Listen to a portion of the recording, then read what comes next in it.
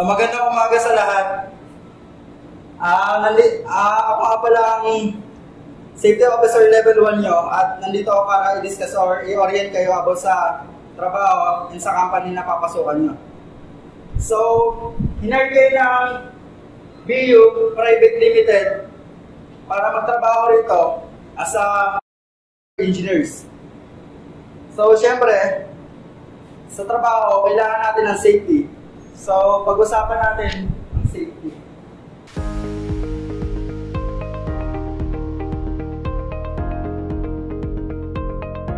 Alessandra Lasarte. Para po sa akin yung safety is kaligtasan or yung nalalayo tayo sa kahit anong harm. Thank you. So, yun nga. Safety. Kaligtasan. Kaligtasan ng bawat isa. Yun yung pang-general. So, ang next natin is yung occupational safety.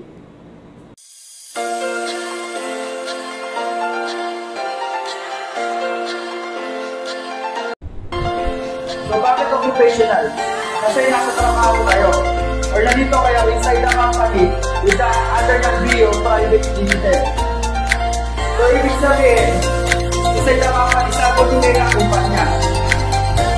So, dito tayo sa loob, kailangan natin sa sarili natin, hindi na sa labas. Ito ang generally. So, kahit sa loob tayo ng kumpanya, dapat, di pag-iingat pa tayo. Pagdating safety, bawal ang phone. Bawal ang phone. O yun, distraction siya, number 1. Bakit siya naging distraction? Once na nagtatrabaho ka, once na may tumunog dyan, mag-chat, mag-text, o may tumawag, ano mangyayari? Di-distract kayo. Paano kung nasa natin kayo, o umiikot kayo? Ano mangyayari? Makakalimutan yung gagawin nyo. Kasi cause ng accident. So, kaya number 1, yung phone, bawal. Another 1, jewelry. Yung mga malamutay sa katawan. Task, or bracelet, o minsan pati relo, pinagbabawal natin. Sa mga safety officers, okay lang yung relo. So, bakit bawal ang mga jewelry? Dahil pwede rin yan magpagpa-accident. Pwede sumapit yan, dahil hindi lang mag-win, makakating yung part. Lalo sa relo. Bakit nakakatagabal ang relo? Tingin kayo ng tingin sa oras, tama ba? O oras na ba? Break time na ba? Hindi natin nagagawa ng mga ayos yung trabaho dahil excited tayo mag-break time. Ganun. So kaya bawal din yan. Then, ang next natin is safety against hazard. So, i-discuss tayo nga ng safety officer level 2 ko. Yung safety against hazard. So, ano nga ba ang safety against hazard? Safety against hazard ay yung mga meron tayong level 4 safety against hazard.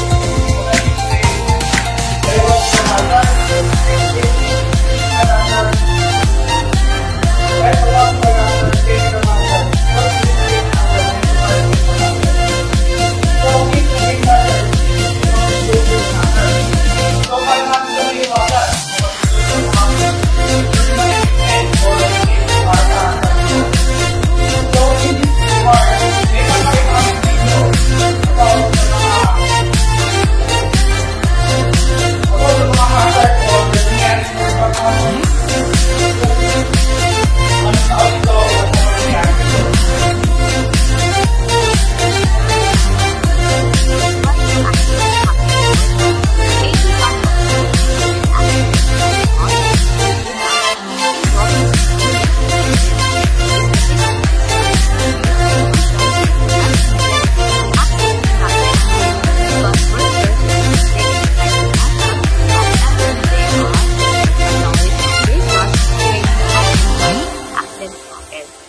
Reporting outcome indicators like workplace injury rates and occupational disease incidence rates. This report also included indicators from prevention activities.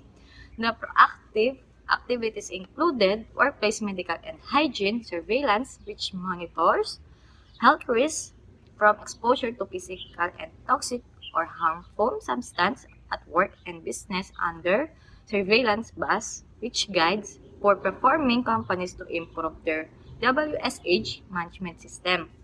So, the main findings on the workplace safety and health performance 2021, we had workplace injuries. The person we had 37 workers were fatally injured at a rate of 1.1 fatalities per 100,000 workers. The second one, we had 610 workers sustain workplace major injuries of a rate of 18.5 injuries per 100,000 workers. So, new series 21,539 workers sustain workplace minor injuries with at least 1 day of medical leave or light duty at a rate of 653 injuries per 100,000 workers. Dangerous occurrence DO, we had 13 dangerous occurrence were reported to MOM in 2021. Occupational disease OD, we had 659 OD cases were confirmed in 2021 with an incidence rate of 20.0 per 100 workers. So the leading OD was work-related musculoskeletal disorder WRMSD with 379 cases including back injury caused due to ergonomic risk. The second most common OD was noisy-induced deafness and ID with 168 cases. So, the overall number of reported workplace injuries under the former series in 2021 was 12,776, a 7% decline compared to 13,779 injuries in the pre-COVID year of 2019. The workplace injury rate consequently decreased from 395 injuries per 100,000 workers in 2019 to 2021. The causes of workplace fatal injuries, the top two causes of workplace fatalities were number one is vehicular incidents and number two falls from height. This collectively accounted for 51%, 19 fatal injuries of the total number of workplace fatal injuries in 2021. So the next one is the top 3 causes of workplace major injuries, where first one is slip, trips, and falls. The second one is machinery incidents, and number 3, falls from height. This collectively accounted for 55%, 34 injuries of the total number of workplace major injuries in 2021. So, this is why do accidents happen in the workplace. So, sa nakita niyong video, yun yung mga nangyaring accidents or hazards sa mga nakaraang taon sa ibang company or mismo sa company natin. So, next is the discussion of OSH by our Level 3 Safety Officer. Good morning, everyone. I am Safety Officer Level 3. As a part of the orientation, we are going to discuss the need of occupational safety and health. Safety.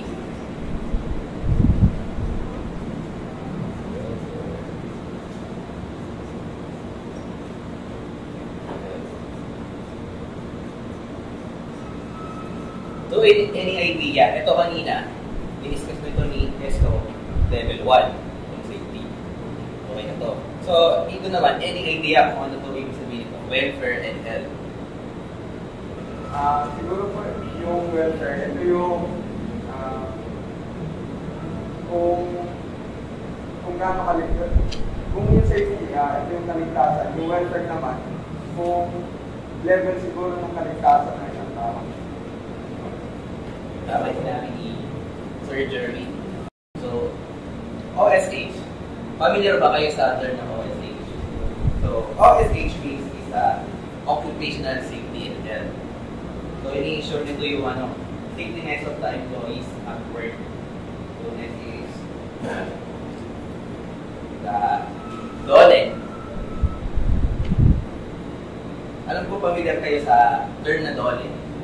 So, anyone who can give me the meaning of DOLE? Okay, si ate na nasa likod. What is dole? Okay, tama. Department of Labor and Employment. When we say dole, ito yung in-empower niya yung ano, yung healthy and safety regulations sa work. Standard code or practice, the most. So, okay, tayo dole. What is RA 11058? Ano yung empower nito? Anong akto?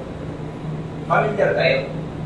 No, hindi. So, RA 11058, ito yung act na in-strike niya yung OSH or the Occupational Safety and Health. Yun yung ano niya, yung role niya. As an employer, ano role ng isang employer?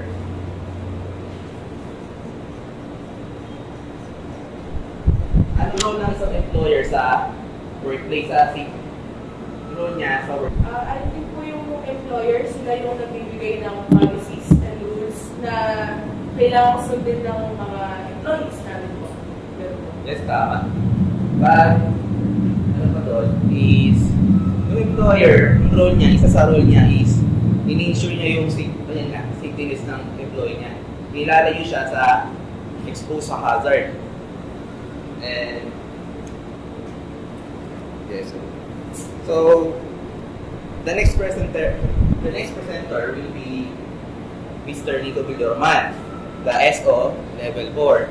We are going to discuss the occupational disease and occupational injuries.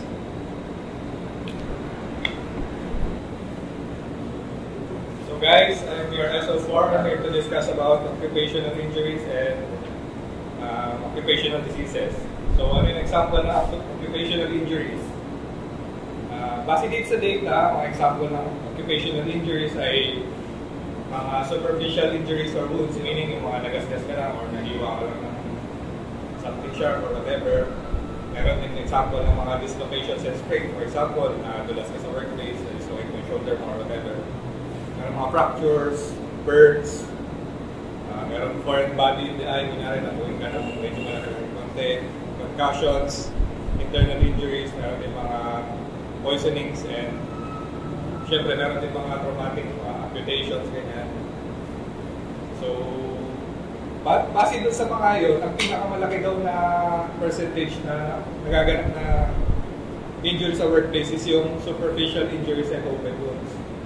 Kasi syempre, yun lang talaga yung madalas, di ba? Kahit na tayo, madalas tayong magasgasan o mahiwaan.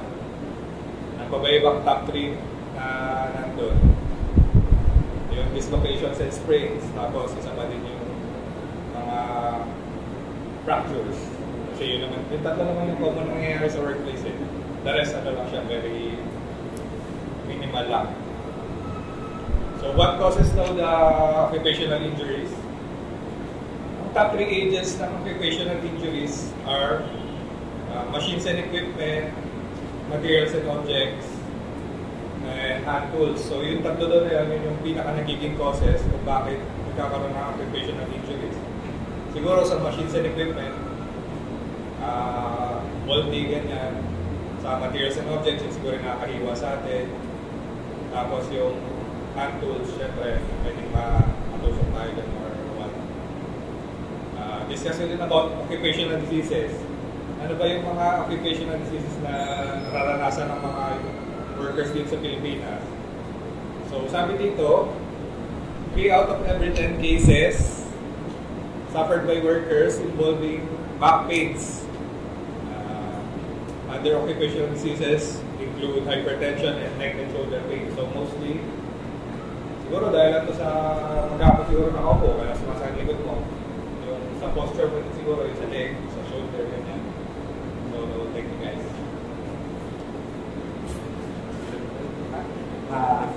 So thank you, level 4 safety officer and level 3 safety officer, level 2 safety officer. Siguro nagtataka kayo kung bakit may mga level yung mga safety officers natin, tama ba? So kasi yung pagiging safety officers, yung mga training yan na ginagawa. Hindi lang basta yan inassign or tinuro ng nakakataas para maging officer or safety officer. Nag-undergo sila ng training. Tulad ko, level 1 safety officer ako. Nag-undergo ako ng training na 8 hours of training, then 2 hours of training from the trainer. Or sino ba yung trainer? Yung level 4, yung nakakataas, yung with experience. So ako, bago pa lang ako, kaya level 1 ako. Then, sa level 2, pwede nga discussan nyo kung paano siya naging level 2 na safety officers. Tulad ko. So, sa level 2 safety officer, nagkaya na sa safety officer 1, kailangan ng 40 hours of training and basic OSH training. Kumbaga, kailangan mo na yung diniscuss kanina na OSH, kailangan malaman mo na yung lahat bago ka maging isang level 2 safety officers. Tapos then, yung safety officer level 3, may didiscuss ni safety officer level 3 sa atin. So, as a safety officer level 3, tulad ng safety officer 2, mandatory ang 40 hours training ng basic OSH program. And pangalawa, kailangan pa ng additional 48 hours ng standard or practice na OSH training. So, bago tatanong ulit ako. So, tatingin nyo bakit kailangan ng additional 48 hours standard training kung meron ng 40 hours na mandatory training. So, tingin nyo, idea lang. So, is answer lang. Siguro po para mas sure or mas, kasi po training para mas knowledgeable kayo kung paano gagawin nyo na pagsisita or hindi po kung sita talaga yung term, pero yung pagtatama po sa mga employees sa Yes, tama yung sinabi. So, yung isang, yung minimum OSH experience na as an SO level 3 is kailangan lang siya 2 years. 2 years. So, again, I call Mr. Nico Villaroman, or SO level 4, to explain the category and qualification of the safety officer. Level 4.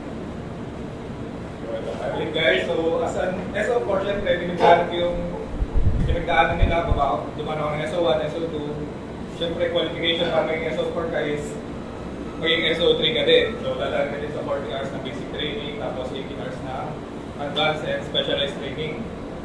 Kailangan mo din ng 320 hours na relevant experience or trainings, which is pwede rin convertible to work experience. For example, 80 hours of training, pwedeng 1 year experience na lang matutunan. So, meaning, kahit wala ka training, as long as meron kang experience. So, 320 hours are required, so bali 4 years yun.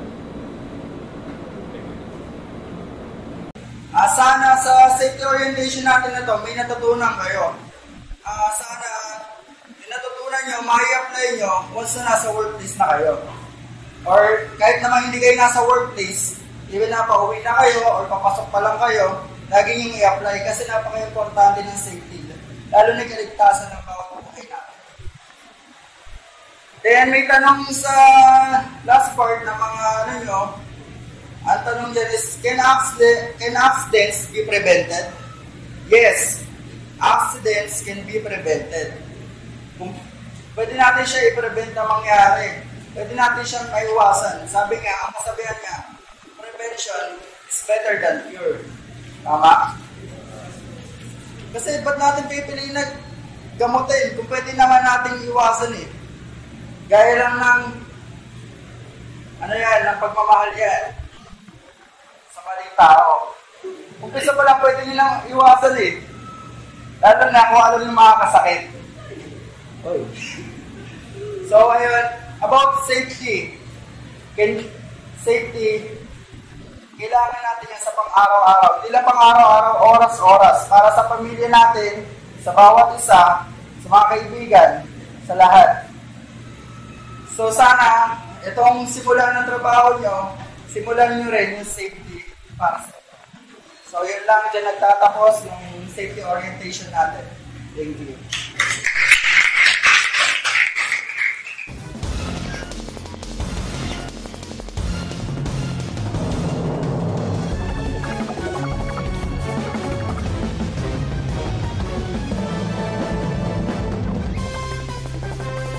The fire triangle or combustion triangle is a simple model for understanding the necessary ingredients for most fires.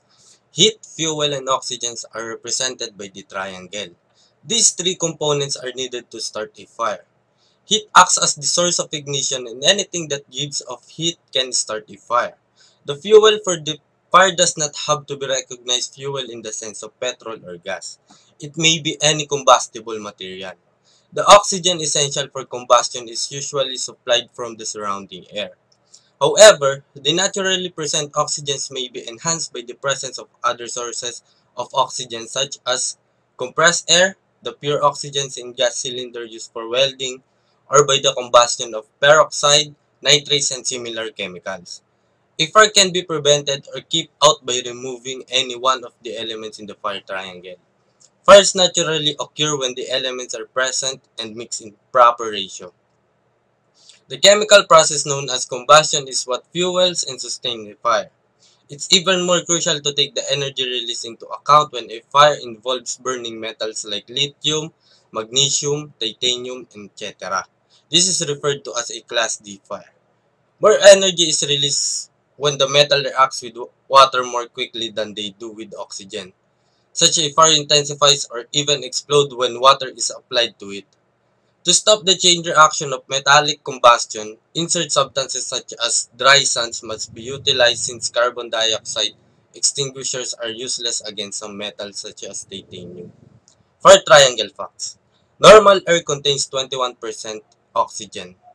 Fuel may also contain oxygen.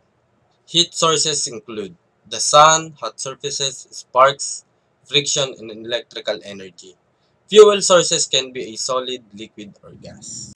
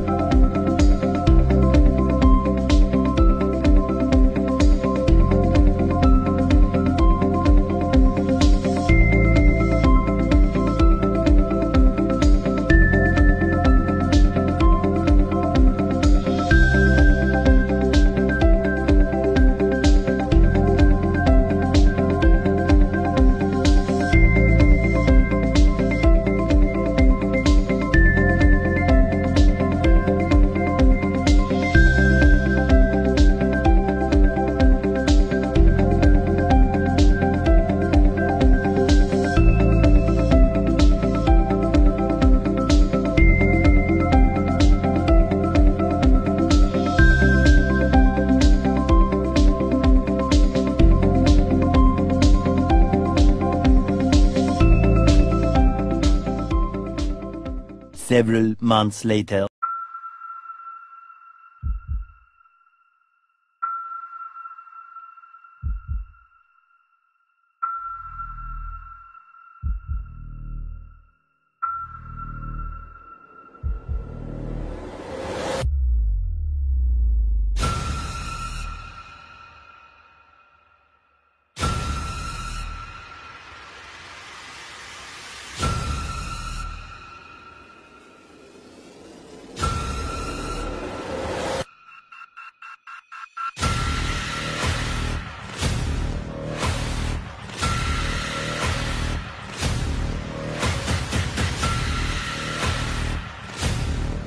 yesterday.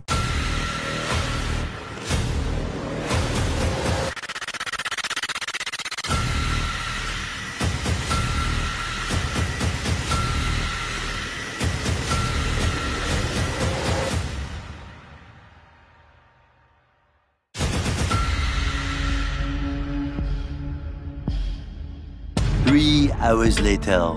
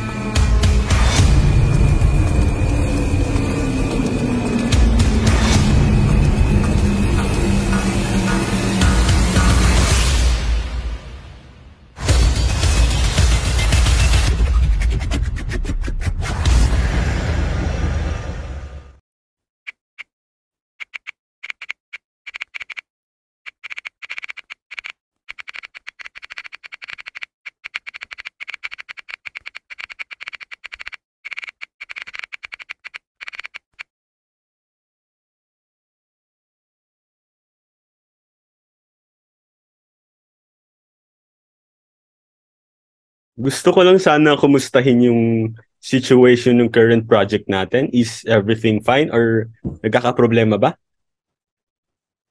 During the last 2 months naman po, sir, ako and si Sir Renz ay nagtutulungan naman po kami para sa ginagawa namin project sa construction site.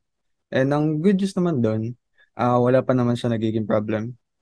And regarding naman po sa mga workers po natin, mapa safety officer man po and employee, lahat naman po sila nagtatrabaho po ng maayos, wala naman pong gano'ng uma-absent. And kaya nga po, katulad po sabi ni Sir Jerwin, nagtutulungan po kami upang mapabilis yung pagkakonstruct po ng building na pinapagawa niyo po. That's actually very good, no? Maganda yan. Kung sigurong papatuloy yung ganyan, in no time matatapos yung project natin. Sa may, ano ba? Sa regarding sa solar panels? Sir. Yes.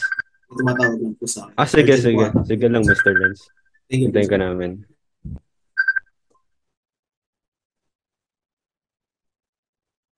Hello. Hello. Nag-text sa akin ng isang kabador natin sa site eh. Ang sabi daw may nangyari daw ang incident doon. Andun kasi si Engineer Dorado, alam ko siya yung in charge doon eh. Nagkaroon daw ng pagsabog doon sa may part doon sa may site. Ang gusto kong mangyari is malaman ng mga higher ups kung ano nangyari doon. Ka-meeting mo ba sila ngayon? Sige, pasabi na lang din na pa-inform na lang din sila na may nangyaring ng incident doon. Para din masabi ko anong gagawin paraan. Okay.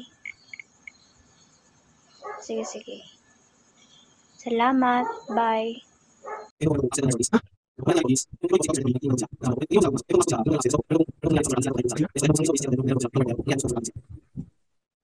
Paano ito nito? Laking perwisyo. Actually, sir, kakadating lang talaga ng mga solar panels natin nung last week. So, ano pwede natin gawin sa dalawa? Pwede natin gawin doon sa dalawa. As a safety officer kasi dapat 'di ba sila yung nag-i-implement ng safety and health programs. Kaso sila pa yung nag-disregard ng rules and regulations. Tama. Addition lang po, sir, yung isa daw pong safety officer po doon. Dalawa po kasi safety officer, yung isa nga po, uminom po, then yung isa po. Isa daw po, wala daw po sa site. Kaya daw po, wala sa site? Yes, sinong po officer yan? Si Officer Aaron daw po. Aaron? Naku po, safety officer number 4 pa naman. Sige, kakausapin ko. Hello? Yes po, sir. Sorry po, sir. May nakalimutan po kasi ko sa bahay, kaya umuwi po muna ako sa gilid. Ayusin ko na lang po yung naging problema. Pasensya na po ulit.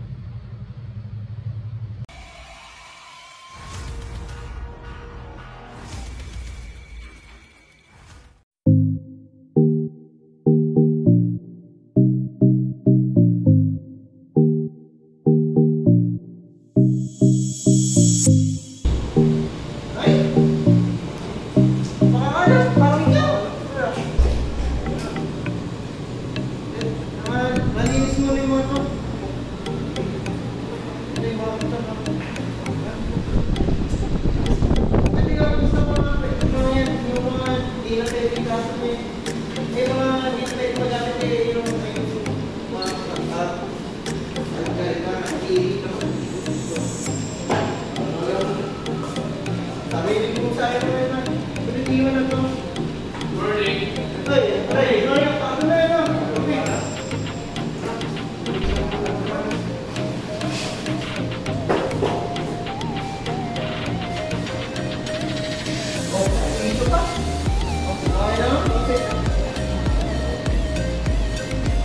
Hindi mo bubuli mag-dito.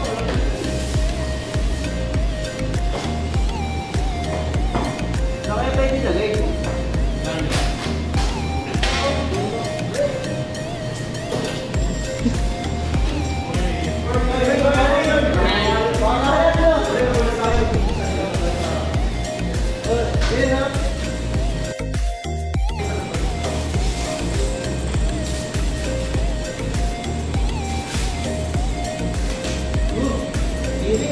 Double jump ka.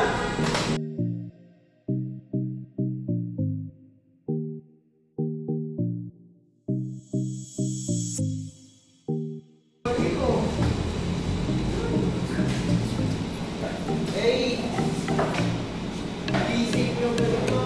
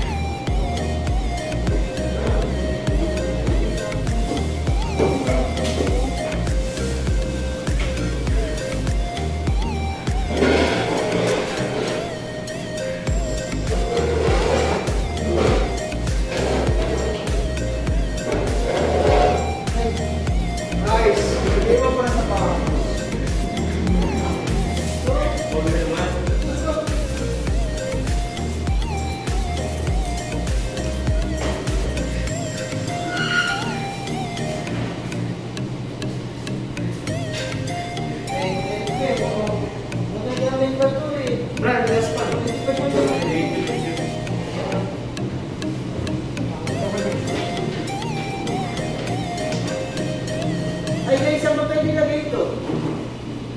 Ay, ito sa mga siguro. Excuse me. Siguro.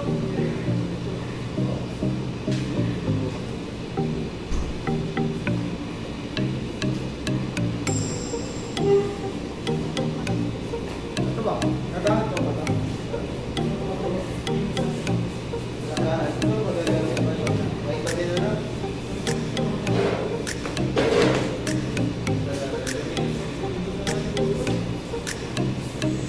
Lagyan mo, hindi kayo mga gano'n kayo iwan ng yung face mo.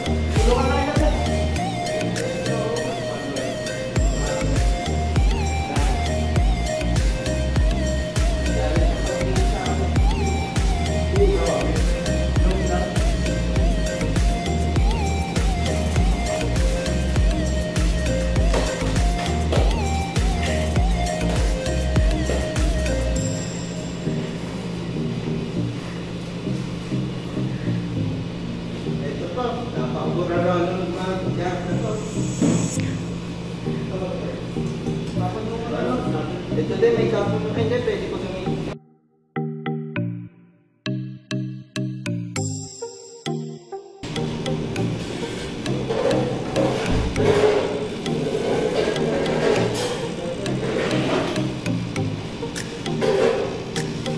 Okay guys, nasukin niyo ba yung mga pwede kong gamitin? Nakita niyo ba? May kapo na?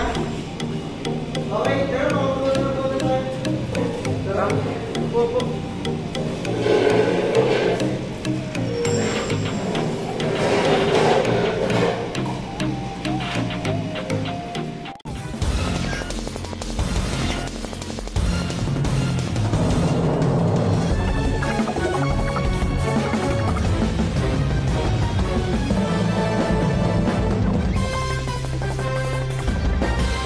Taken by any person after an incident has occurred to prevent or minimize population damage. So dito, pumapasok yung mga sign or paalala upang maiwasan yung mga bagay na makakapahamak sa iyo. Example nito ay sa isang site. Ang common na paalala dito ay mga safety protocol tulad ng pagsusuot ng hard hat at pagiging alerto sa mga bagay na maaaring malaglag sa isang site. Kadalasan naman dito ay ang mga sign. Sign kung ito ba ay nakakalason o may epekto sa tao.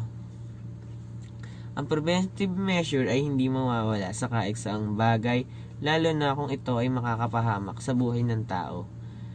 Kaya ito ay mahalaga at nakakatulong sa mga tao na mag-ingat sa mga bagay or delikadong gamit. May iba't ibang klase ng preventive measure. Maaari itong physical, mental, and chemical. Depende sa ganap o lugar kung saan ito makikita. Ang pangalawang example naman ng preventive measure ay ang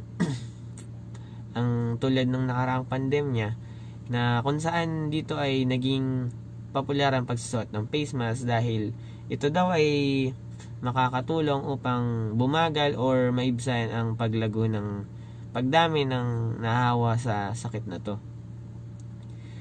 Yan lamang ang mga bagay na matatawag nating preventive measure.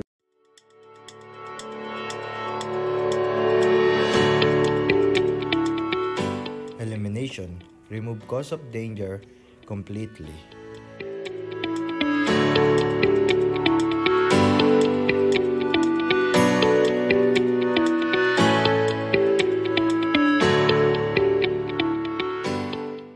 In this situation, the safety officer noticed the worker in improper attire, so he substituted a new worker with the proper attire.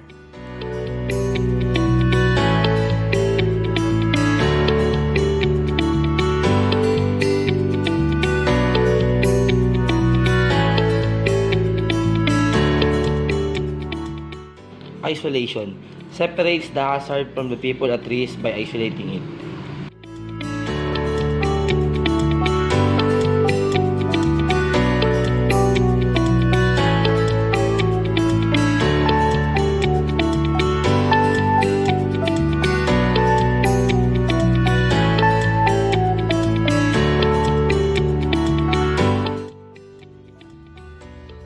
Engineering. Using engineering controls, making physical changes to lessen any remaining risk, redesign a machine by adding safeguards.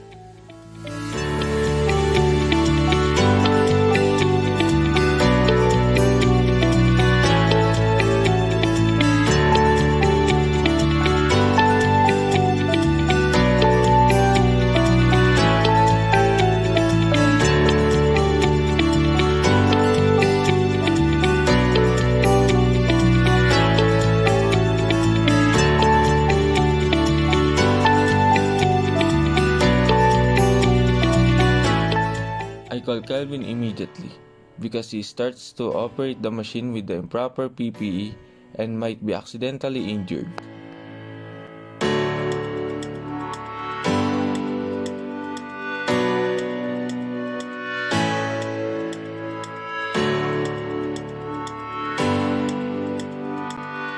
This scenario, I come to Iburu and tell him to stop what he is doing because he wears gloves and long sleeves while using a rotating machine and even not wearing shoes. I asked Jerome to come with me and show to his workmates his proper PPE. He uses vests, shoes, goggles, earmuffs, and mask. In this case, he shows us how to work with safety and precautions to avoid injuries and accidents in the workplace.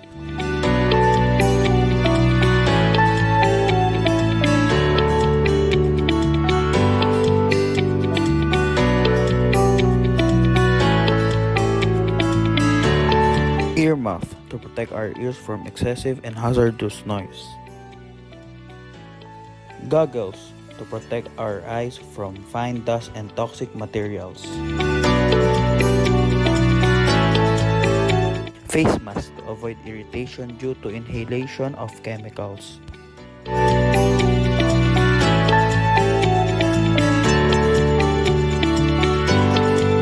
Reflectorized vest to make us more visible and avoid accidents.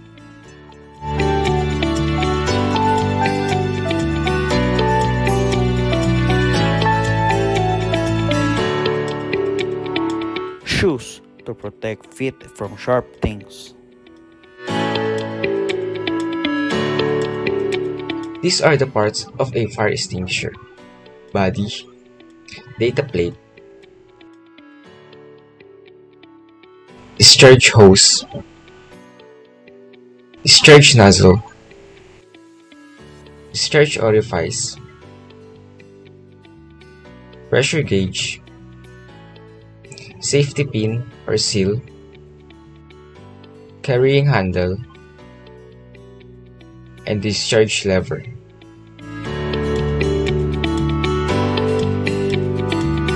How to properly use a fire extinguisher. Pass or PASS. Pull the pin, aim the nozzle, squeeze the lever, and swipe side to side.